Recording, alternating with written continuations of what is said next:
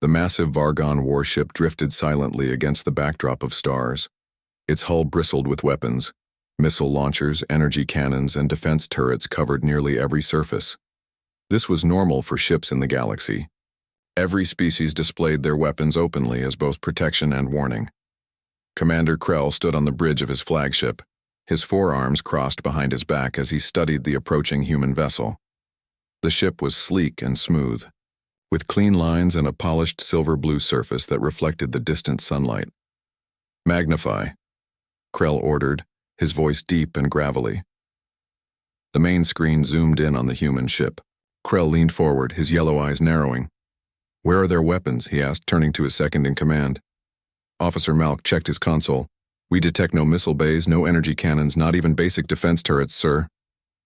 "Impossible," Krell muttered. "No species travels between stars without the means to defend themselves. Perhaps our scanners cannot detect their technology," Malk suggested. "Scan again. Maximum power." Aboard the human ship, USS Concord, Captain Samuel Harris sat comfortably in his command chair. The bridge was quiet and efficient, with crew members working at their stations. The air smelled faintly of coffee from the cup in the captain's hand. "They're scanning us again," reported Olivia Bennett from the security station. Her fingers moved quickly over her console as data streamed across her screen. "This is their 5th complete scan in the past hour," Captain Harris smiled. "Let them look." "Sir, they seem very interested in our weapon systems," Bennett added. "Or lack thereof," said First Officer Nicole Franklin, standing beside the captain's chair. Harris nodded. "The Vargons, like most species we've encountered, believe that showing strength means showing weapons. They don't understand our approach yet." The Concord continued its steady approach toward the Vargon checkpoint. This was humanity's first official contact with the Vargon Confederacy, a powerful alliance of 3 species that controlled a significant portion of this sector of space. "Captain," called Communications Officer Diane Wells, "we're receiving a transmission from the Vargon flagship." "On screen," Harris ordered. The image of Commander Krell appeared before them. His skin was gray and rough, like stone, and the ridge above his eyes cast shadows over his yellow eyes. "Human vessel," Krell began. "You are approaching Vargon-controlled space. State your business." Harris stood up. "Greetings, Commander. I am Captain Samuel Harris of the USS Concord, representing the United Earth Government. We come on a diplomatic mission to establish peaceful relations between our peoples." Krell's eyes narrowed. "Your ship shows no defensive capabilities. Explain this oversight." Harris smiled politely. "It is not an oversight, Commander. Our vessels are designed according to our own principles and needs. No species survives in space without weapons," Krell insisted.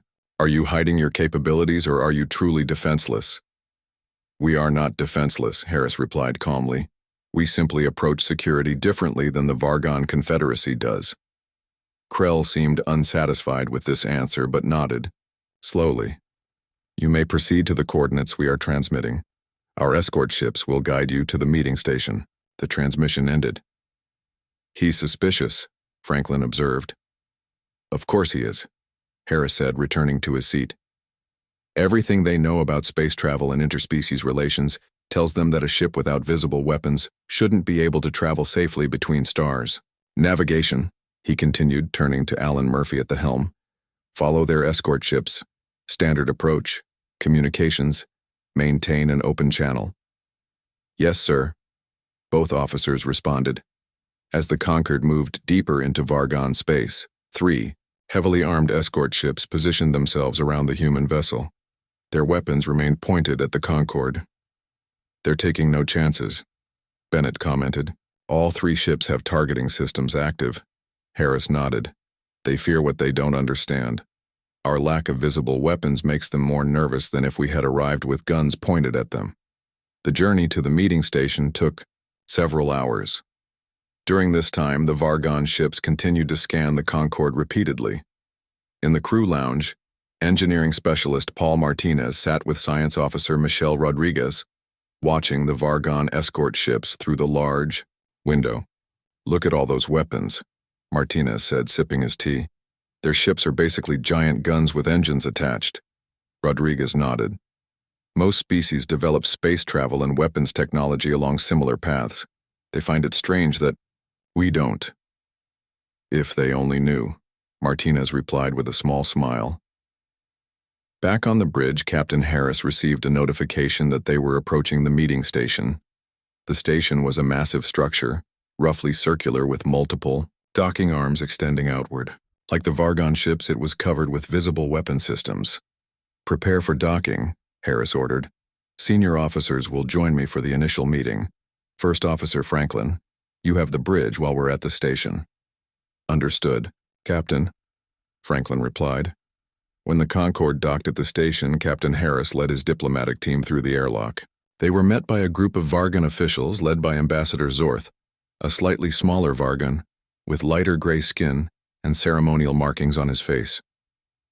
Welcome to Vargon Station Delta, Ambassador Zorth said, performing a formal gesture with his forearms. We are curious about your people. Thank you for your welcome, Harris replied with a slight bow. We look forward to learning about each other.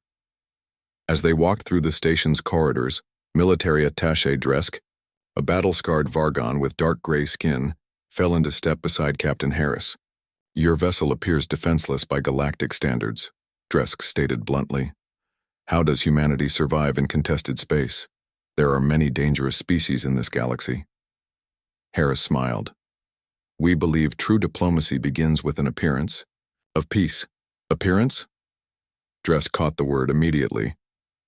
So you do have hidden weapons. I didn't say that, Harris replied. But I will say that humanity has found its own solutions to the challenges of space travel. Dresk studied Harris carefully. Interesting. Your species is either very foolish or very advanced. I look forward to discovering which it is. As they entered the grand meeting hall, Harris could feel the eyes of every Vargon on them. The mystery of the weaponless human ships had clearly sparked intense curiosity throughout the Vargon Confederacy. The journey to understanding had just begun. 2 weeks passed since the humans arrived at the Vargon station.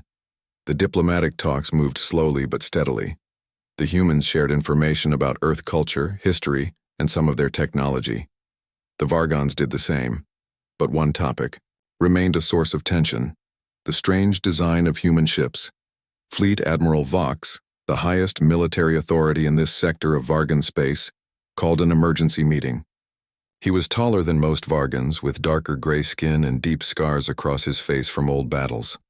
The Admiral's reputation for strategic thinking was known throughout the galaxy. The meeting room was deep within the station's secure military section. Officers of various ranks filled the room, their expressions serious. This situation with the humans troubles me, Admiral Vox began, his voice echoing in the chamber. 2 weeks of scans, and still we cannot locate their weapons systems. Intelligence. Officer Thrix, a female Vargon with quick eyes and a reputation for solving puzzles, stood up. We have analyzed their ship from every angle. We've used every scanning technology available to us. There are simply no conventional weapons on their vessel. Impossible, Vox said, pounding his fist on the table. No species achieves interstellar travel without developing significant weapons technology. The void between stars is too dangerous. Perhaps they have something we cannot detect, suggested military attaché Dresk. Thrix nodded. We've intercepted communications suggesting their homeworld Earth possesses advanced defensive capabilities, yet their ships carry nothing visible. It defies tactical logic. What if their entire hull is a weapon? Another officer suggested. Some kind of energy discharge system we haven't seen before? Admiral Vox looked around the room. I want answers. Increase surveillance on the humans. Monitor all their activities. Something doesn't add up and I want to know what it is. Meanwhile, on the outer hull of the USS Concord, Lieutenant Gary Peterson and Science Officer Michelle Rodriguez worked on routine maintenance. They wore special suits that protected them from the vacuum of space.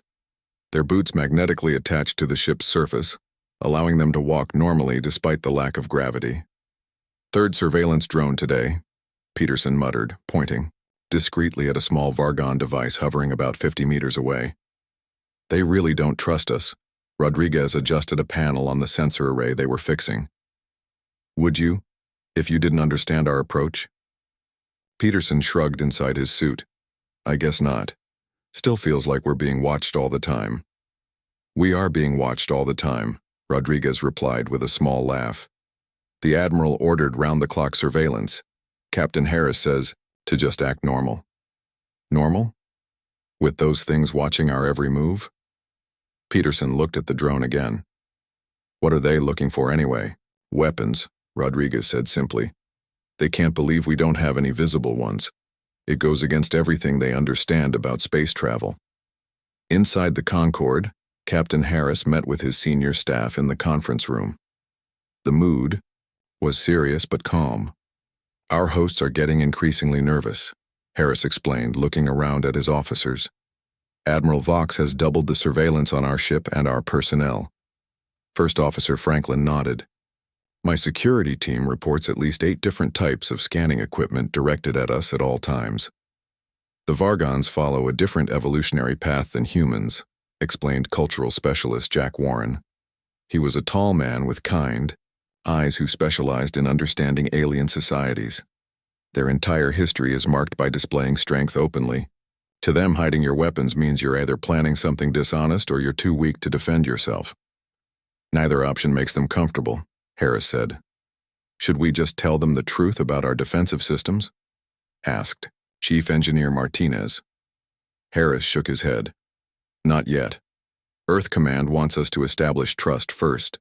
If we reveal our capabilities too soon, they might see it as a threat.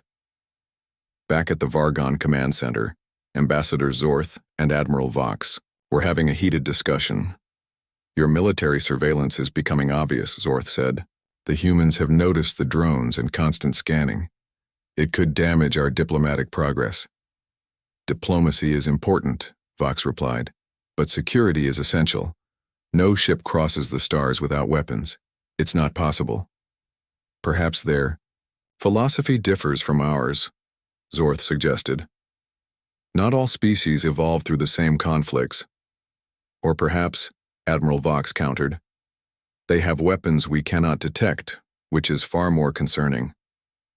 Zorth sighed. What would you have me do? Directly ask them where they hide their weapons? That would be quite offensive in diplomatic terms. No, Vox said after a moment of thought. I have a different plan. The next day, Captain Harris was invited to observe a Vargon military exercise. He sat next to Admiral Vox in a private viewing room. Below them, in a large training area, Vargon soldiers practiced combat scenarios against robotic enemies. Impressive, Harris said politely as he watched the soldiers effectively destroy target after target with a variety of energy weapons and physical projectiles. This is just a basic training exercise, Vox replied. Nothing compared to our actual military capabilities. Harris nodded. I understand the demonstration. Vox turned to face the human captain. Do you?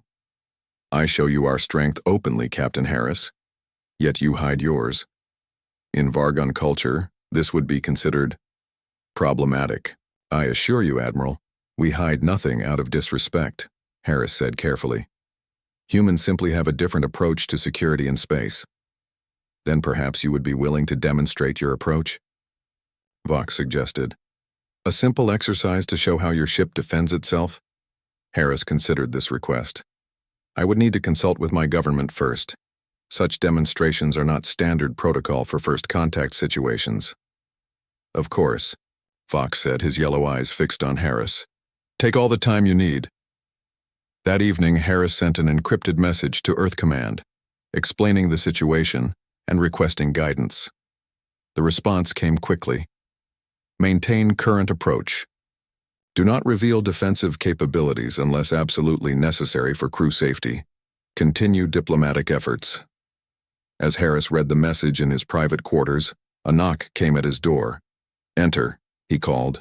Communications Officer Diane Wells stepped inside, her face serious. Sir, we've detected unusual movement among the Vargon fleet. 3 warships have changed positions and are now in a formation that could be interpreted as Well, as surrounding us. Harris nodded slowly. They're getting impatient.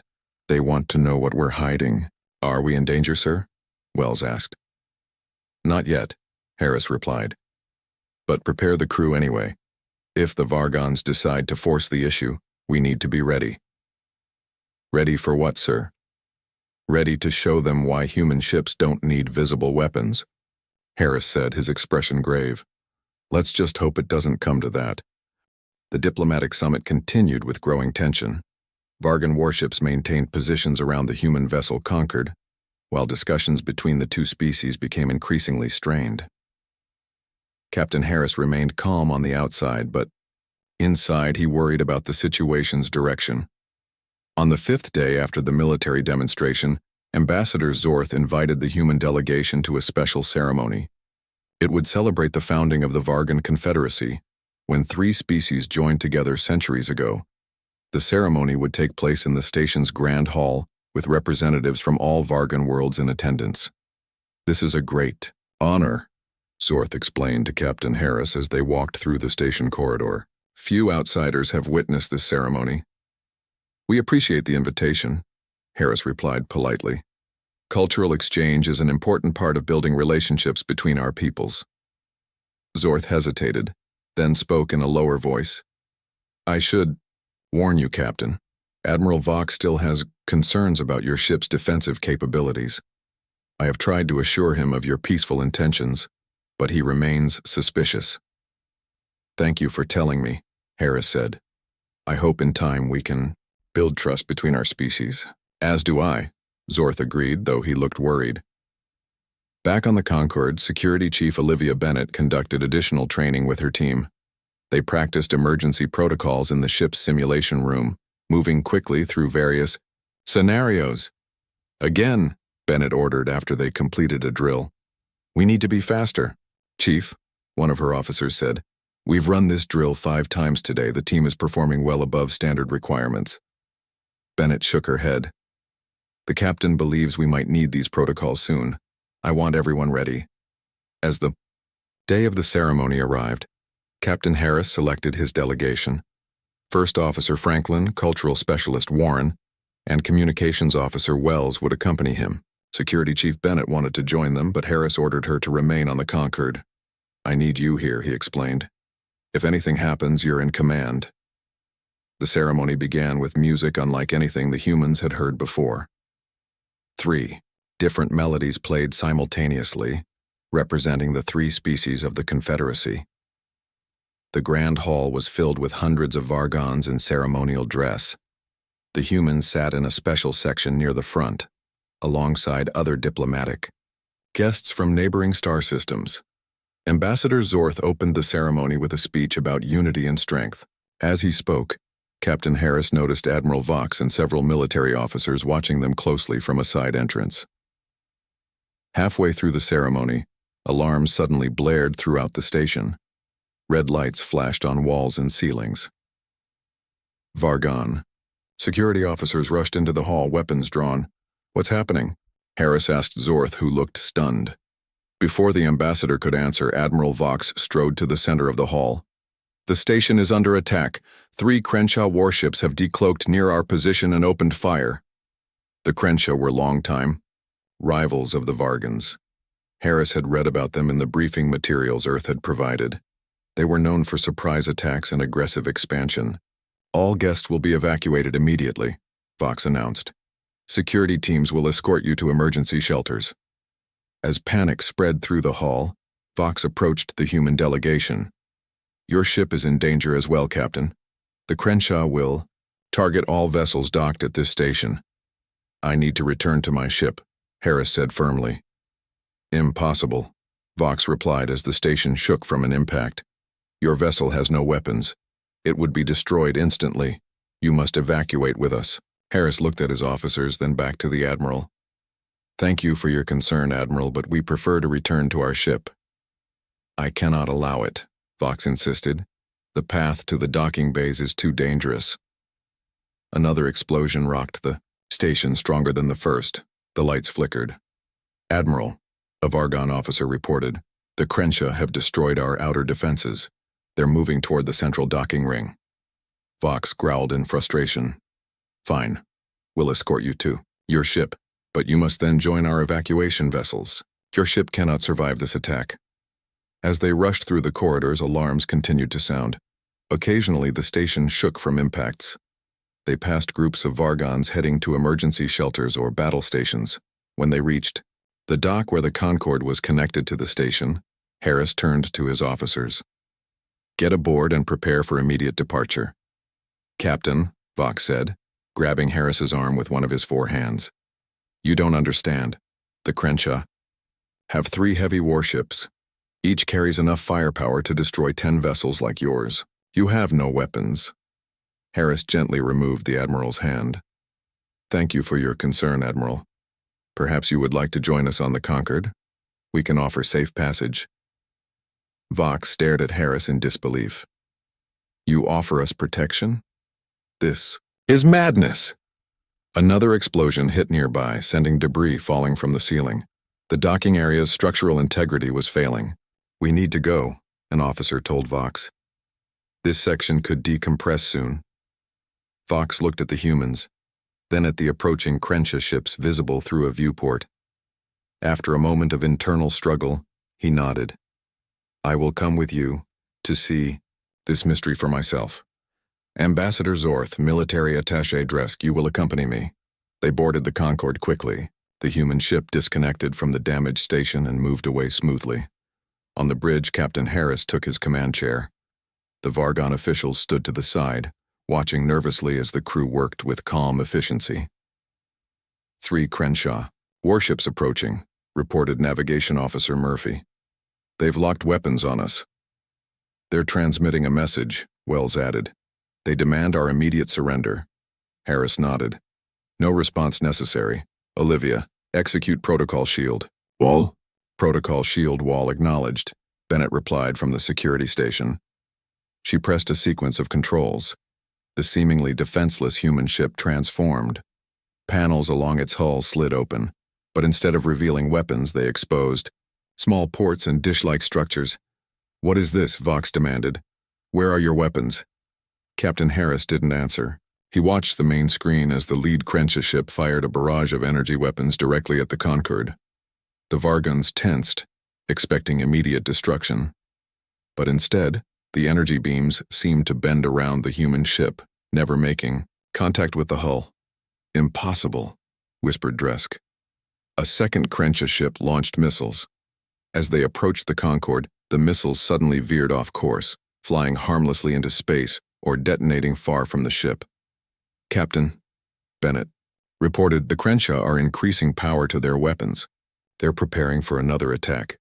Harris nodded. Prepare countermeasure option 2.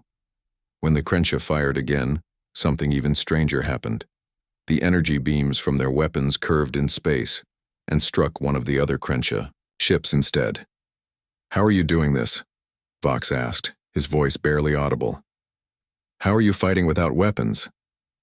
Harris turned to the Admiral with a slight smile. Who said we were fighting? The Crenshaw warships continued their attack for several minutes. They fired every weapon they had at the Concorde, but none could touch the human vessel. Energy beams curved away, missiles lost their guidance, and torpedo explosions happened far from their target. The crew of the Concorde worked calmly at their stations. There was no panic, no shouting of orders, just quiet efficiency. This surprised the Vargon officials even more than the mysterious defensive capabilities. We're not even shooting back, Dresk muttered in disbelief. How do you expect to win without firing a single shot? Captain Harris turned to the Vargon officer. Winning doesn't always mean destroying your enemy. Sometimes it just means making sure they can't hurt you. Finally, the Crenshaw seemed to realize their attacks were useless. Their ships pulled back and jumped away into faster-than-light travel, disappearing from the area. They're retreating, reported Navigation Officer Murphy. Harris nodded. Stand down protocol shield wall. Return to normal operations. The panels on the Concorde's hull slid closed, concealing the mysterious ports and dishes that had protected the ship. Admiral Vox stepped forward. I demand an explanation, Captain. What technology did your ship employ? We observed no offensive weapons fire. Perhaps we should discuss this in the conference room, Harris suggested. Your station appears to be stabilizing, but I'm sure you have duties to attend to there as well. In the ship's conference room, the human officers sat on one side of the table, the Vargan officials on the other. The tension in the room was thick but different now, less hostile, more curious. Harris nodded to Science Officer Rodriguez, who activated a holographic display in the center of the table. Humanity took a different evolutionary path than most species, she began. Like yours, our early history was filled with conflict. We developed increasingly destructive weapons, culminating in technologies that nearly destroyed our entire planet. The hologram showed images of ancient Earth wars, nuclear explosions, and devastated cities. 300 years ago, we faced a choice: continue developing more powerful ways to destroy each other, or find another path. We chose the latter. Admiral Vox leaned forward. All species face such choices. Most continue to develop weapons, because the galaxy is dangerous. Predator species exist. Yes, Harris agreed, but we took a different approach. Instead of building better weapons, we focused on making weapons themselves obsolete. Rodriguez changed the display to show schematics of the Concorde systems. We developed several key technologies. First, advanced gravitational manipulation fields that can bend energy weapons away from our hull. The display showed how the Concorde could create localized distortions in space, causing energy beams to follow curved paths around the ship. Second, electromagnetic countermeasures that can hijack missile guidance systems or disrupt targeting computers. The hologram demonstrated how the Concorde could send out specific signals that confused enemy weapons. But surely you must have offensive capabilities, insisted military attaché Dresk. No species can survive by defense alone. Our greatest weapon, Captain Harris said quietly, is rendering your weapons useless. Engineer Paul Martinez stepped forward. We can redirect your own energy weapons back at their source or simply disperse their energy harmlessly into space. Why carry destructive power when we can use yours against you? The Vargon stared at the display with a mixture of disbelief and growing understanding. This challenges everything we know about warfare, Vox finally said.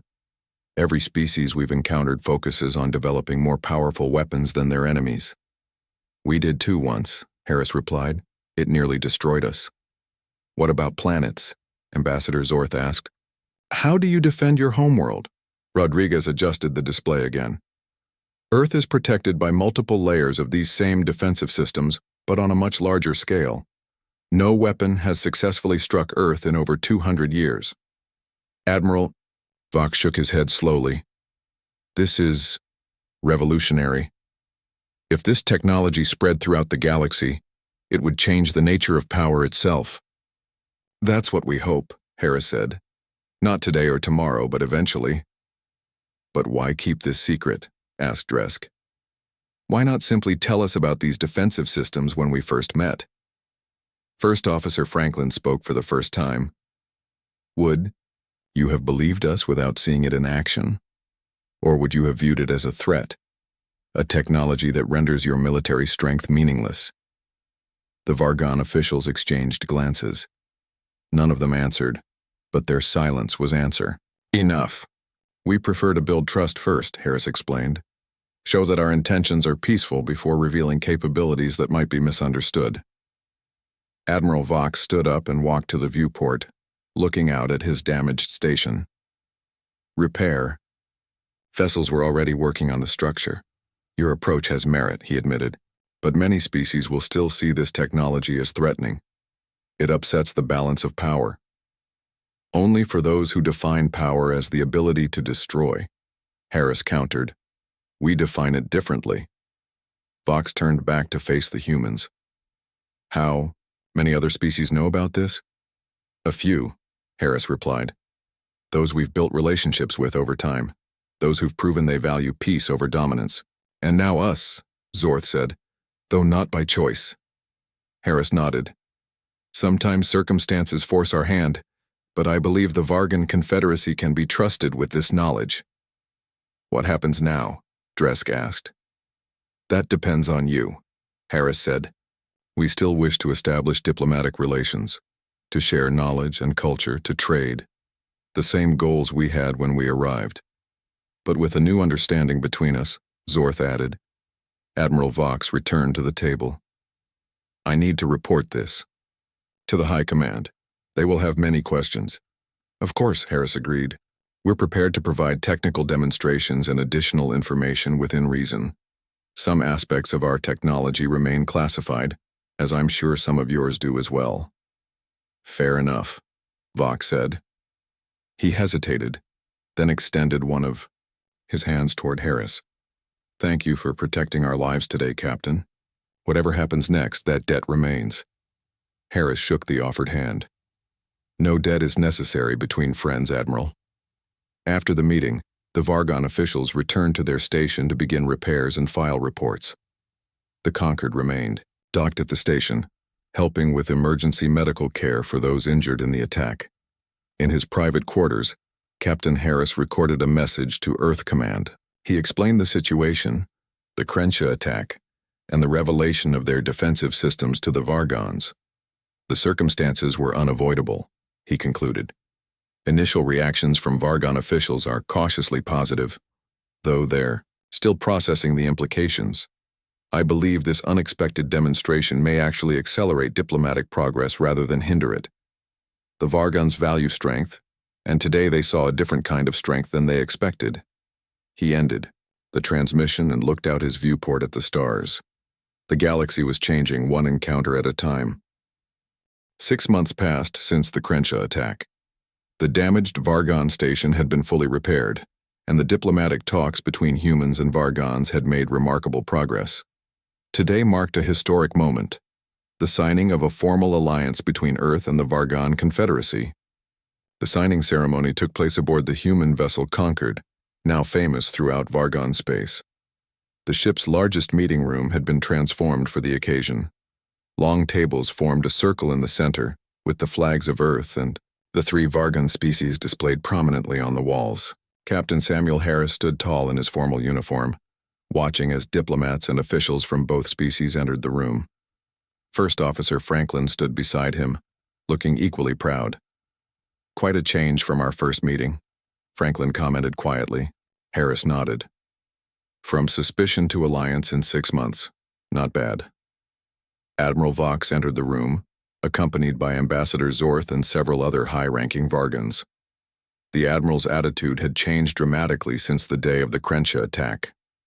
What began as suspicion had turned into respect, and eventually strong advocacy for the human alliance. Captain Harris, Vox greeted, extending all 4 of his arms in the traditional Vargon gesture of friendship.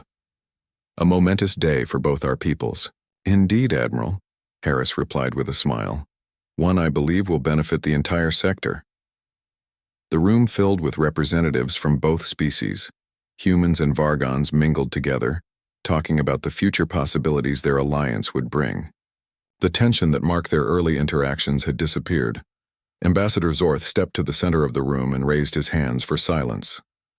Today we formalize what began in unusual circumstances, he announced, his voice carrying throughout the room. An alliance between the United Earth Government and the Vargon Confederacy. This marks the first time in our long history that we have allied with a species so different from our own in their approach to space and security. Captain Harris stepped forward to stand beside Zorth. And the first time humanity has found such understanding with a species that values strength and power as the Vargons do. We may have different methods, but we share common goals: peace, prosperity, and the freedom to explore the stars without fear. The formal signing began. Representatives from both sides took turns adding their signatures or marks to the treaty documents. The room was quiet during this process, everyone understanding the historical significance of the moment. After the signing, Admiral Vox approached Captain Harris again. They moved to a viewport where they could see the stars and the Vargon station in the distance. Your approach changes everything, Vox admitted. For millennia, species have competed to build the most powerful weapons. You've proven there's another path. Harris nodded. It wasn't always our way. We learned through bitter experience that the race to build better weapons nearly ended our civilization. We decided the best weapon would be one that ensured peace. The other species in this sector are already reacting to news of our alliance, Vox said. Some with fear, others with curiosity. All of them are reassessing their understanding of power. Change takes time, Harris replied. We don't expect everyone to embrace our philosophy immediately. The Crenshaw certainly haven't, Vox noted with a rumbling laugh. They've doubled their weapons research since their failed attack, which will be equally ineffective against our defensive systems, Harris pointed out. Exactly. Eventually they'll realize this and seek other solutions. As the celebration continued, Lieutenant Kelly Davis stood with Science Officer Rodriguez near the refreshment table. Davis had joined the crew just before this mission, her first deep space assignment. I still can't believe how much has changed, Davis said, watching the Vargons and humans interacting. 6 months ago they were ready to attack us because they couldn't understand ships without weapons. Rodriguez smiled. That's how change happens in the galaxy. One misunderstanding at a time, followed by one revelation at a time. I heard the Vargons are already adapting some of our defensive technology for their own ships, Davis commented. Yes, that was part of the treaty. We share some of our defensive technology. They share some of their cultural knowledge and star charts. A fair exchange. Across the room, Chief Engineer Martinez was explaining some technical details to a group of fascinated Vargon engineers. The key breakthrough was realizing we could manipulate gravitational fields with precision, he explained, using a small holographic display to demonstrate. Once we mastered that, we could redirect almost any form of energy away from our ships. Could this technology be used offensively? One of the Vargon engineers asked. Martinez shook his head. That's the beauty of it. The systems require a tremendous amount of power just to create defensive fields. Using them to project force at a distance would require several times more energy than our ships can generate. It's inherently defensive. This seemed to satisfy the Vargons, who nodded in understanding. Later in the ceremony, Captain Harris and Admiral Vox stood together to make a joint announcement. Today we begin a new chapter in interstellar relations, Harris stated. One based not on the threat of destruction, but on the promise of protection. The Vargon Confederacy has always valued strength, Vox added. Today we recognize that true strength can take different forms than we previously understood. The humans have taught us that the ability to nullify violence can be more powerful than violence itself. After the ceremony, Harris returned to his quarters to record his final log entry about the diplomatic mission. Mission complete and successful beyond our expectations, he recorded. The alliance with the Vargon Confederacy opens a significant portion of this sector to human exploration and trade. More importantly, it represents the first step in changing how species interact in this region of space. He paused, thinking about the journey that had brought them here. When we first arrived, the Vargons couldn't understand why our ships showed no visible weapons. Now they understand that our approach to space travel represents not weakness, but a different kind of strength. A strength born from our troubled history and our determination to find a better way forward. He looked out at the stars, thinking about the future. Across the galactic community, other species have begun to take notice of our unusual ships with no visible weapons. Some react with fear, others with curiosity. But all are being forced to reconsider fundamental assumptions about power and security in interstellar relations. Harris smiled as he finished his log entry. The human philosophy is spreading gradually. True strength lies not in the ability to destroy, but in the ability to render destruction impossible. Our vessels are becoming known as peace carriers.